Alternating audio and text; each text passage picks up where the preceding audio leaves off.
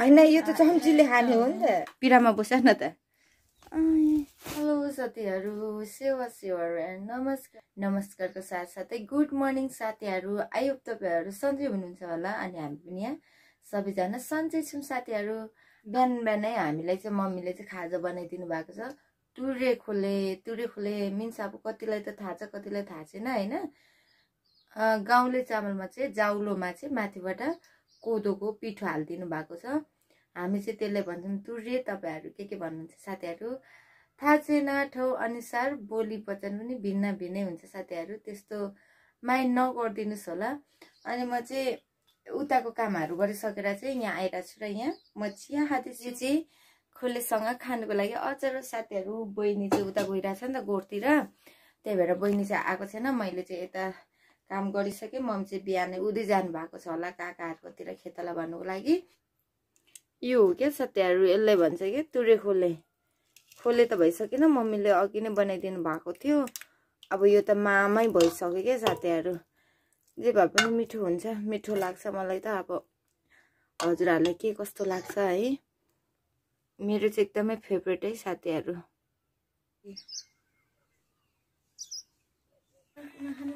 हैन यो त चम्चीले खाने हो नि त यो चाहिँ सानुको चाहिँ साथीहरु फर्स्ट रेसिपी यता हेर त त्यही भएर अनुहारमा 12 बजिरहेको छ तर ओभर मिठो हुन्छ साथीहरु यो हातले खाने हैन हो मुखबिया अब खाजा खानु भइसक्यो साथीहरु अनि त्यसपछि हामी चाहिँ घाँसमा जानुपर्ने हुन्छ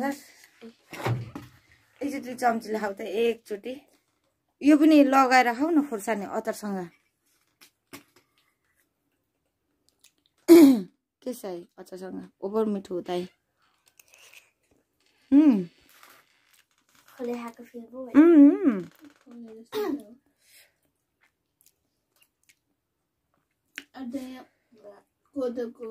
यो कति अडिलो हुन्छ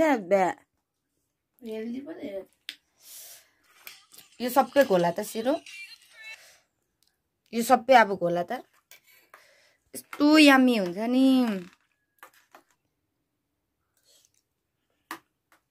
के छ मजेदार पिरामा बस न त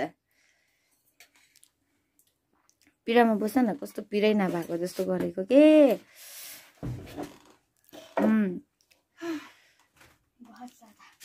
यम्मी भनेको नि यम्मी हुन्छ भनेर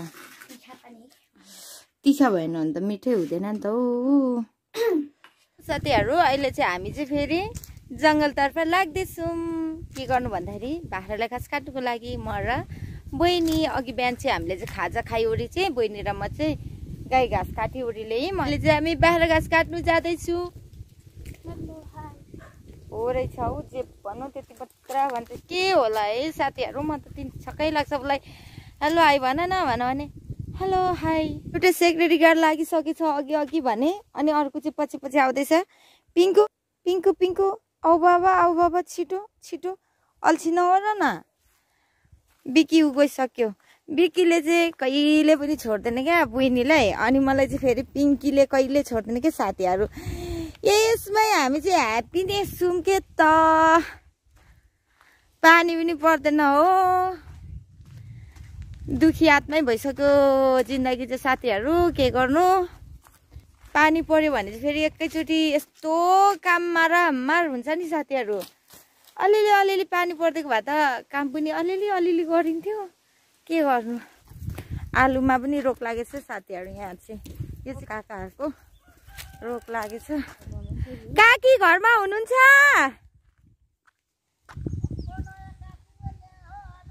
ल बधाई छ बहिनी चाहिँ साथीहरु चटपटे किन्नु गइराछ अनि म चाहिँ दुईटा डोकु बोकेर लरक एक्लै बाटोमा हिँड्दैछु अल्छी लाग्दो हैन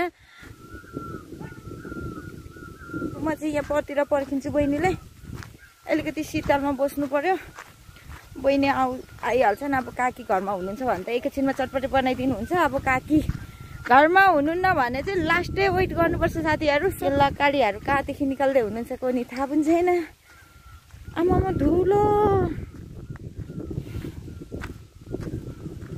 साथीहरु दोकानबाट पनि आइसक्यो चटपटे वाउ वाउ यस्तो बिस्कुट मलाई एकदमै मनपर्छ साथीहरू। यसको नाम चाहिँ के हो?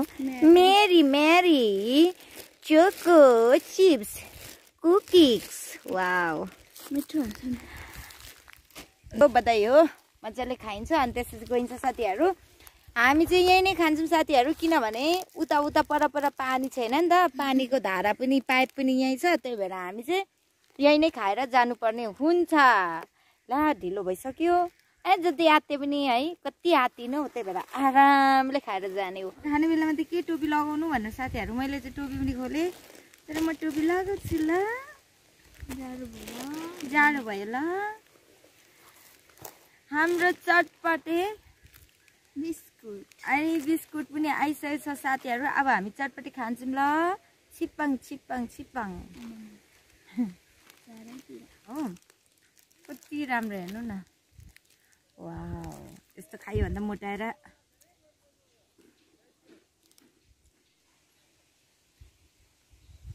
जङ्गल पनि नाङ्गै भइसक्यो, खोइ केही छैन बिचारा।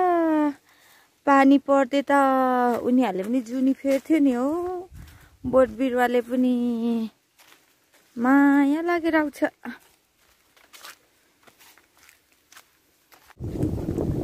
यहाँ चाहिँ साथीहरू जहिलेको तैले यस्तै हावा चल्छ नि, भारी बोकेर आउँदा पनि होइन, हावाले भित्र भित्र भित्र भित्र साइडतिर ठेलेर पठाइदिन्छ।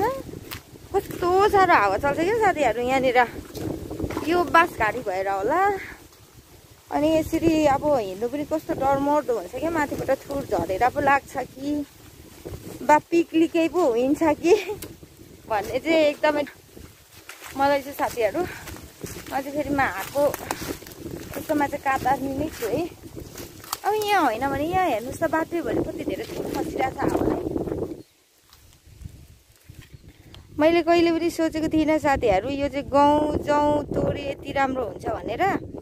अस्ति नै आउँदाखेरि चाहिँ एकदमै पातुलो थियो क्या साथीहरू, यो गहुँ पुरा गाई बस्तु चरिराखेको थियो, बाख्राहरू चरिराखेको थियो। एक्कासी यस्तो आवेशमा आइरहेछ है, पहिले त यस्तो थिएन नि त नि, सोचेको पनि थिएन। अनि सिमसिमे पानी जिस्किने नानी, ए छैन रहेछ कान्छी तिम्रो जिस्किने बानी। हल्का रमाइलो है साथीहरू, हल्का रमाइलो। यतिको त चलपल हुनै पर्यो नि साथीहरू। हामी चाहिँ जङ्गल आइपुग्यो रे साथीहरू,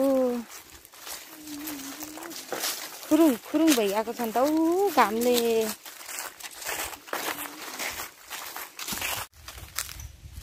मलाई त यस्तो हावा चल्दाखेरि साथीहरू एउटा गीत पो याद आयो। कुन चाहिँ भन्दाखेरि तँलाई पनि याद आयो होला कान्छी पक्कै पनि,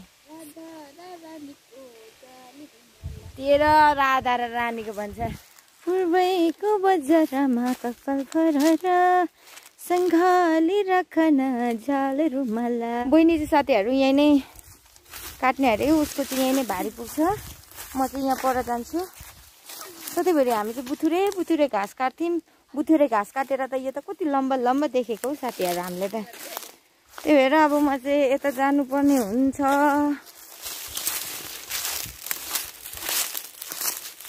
यो बनमारा, यो बनमारा चाहिँ बाख्राले असाध्यै मजाले खान्छ नि त साथीहरू, त्यही भएर हामी चाहिँ परदेखि यही बनमारा काट्नु आएको।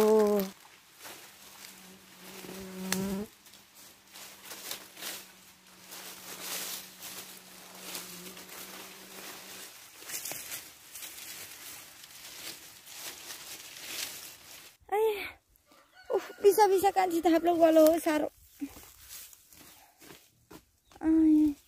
लो मेरै भारीमा बिसाउनु पर्छ। इतना ज्यादा दर्द हुआ ना, इतना ज्यादा। कसैले मुसले हानेर दुखेको जत्तिकै रिनी निनी नै बनाइदियो साथीहरू। के छ लगा बेनो? ए दर्द सहनु परिरहेछ। पर्यो त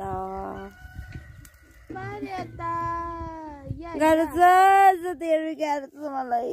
नरुनु नहाँस्नु, बजियाको चियानमा जति काम गरे पनि नहुने। अहिले मम्मीले मार्नुहुन्छ ल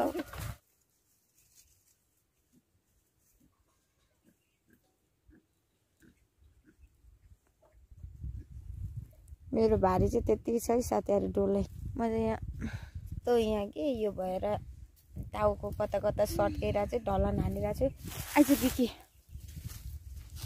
सो साथीहरु हामी चाहिँ घर पनि आइसकेको छौं घरदेखि यत्तिकै झन्डै चाटेनौ आजको मेरो भ्लग चाहिँ साथीहरु मैले चाहिँ यही नै इन गर्नुपर्ने हुन्छ मेरो मेरो भिडियो चाहिँ समय निकालेर हेर्दिनु भएकोमा तपाईहरुलाई हृदयदेखि नै धेरै भन्दा धेरै धन्यवाद साथीहरु।